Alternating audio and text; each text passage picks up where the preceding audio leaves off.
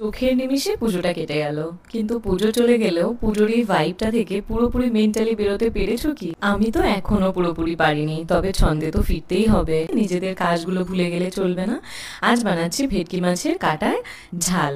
ভেটকি মাছের কাটা চচ্চড়ি সব রকম সবজি দিয়ে সেটা বেশি ভালো লাগে, নাকি এভাবে ভেটকি মাছের কাটার ঝাল বেশি ভালো লাগে? প্রথমে তো নুন হলুদ মাখিয়ে রাখলাম আর একটা টমেটো কাঁচা লঙ্কার পেস্ট তৈরি করছি। তারপর ভেটকি মাছের কাটাগুলো ভালো করে ভেজে নেব। আমি একটু কম তেলেই রান্নাটা করছি। আর তারপর ভাজা হয়ে গেলে একটু ডুমো করে আলুগুলোকে লাল লাল করে ভাজবো। আমি আলু সবসময় একটু ক্রিস্পি করে ভাজতেই পছন্দ করি। তারপর সেই তেলের মধ্যেই সাদা জিরে শুকনো লঙ্কা ফোড়নে দিয়ে একটা কুচনো পেঁয়াজ দিয়ে দেবো। তারপর আদা রসুন এক চামচ দিয়ে কাঁচা গন্ধ চলে গেলে দেবো টমেটো পেস্ট আর রেগুলার গুঁড়ো মশলা, নুন হলুদ জিরে গুঁড়ো লঙ্কা গুঁড়ো কাশ্মীরি লঙ্কার গুঁড়ো।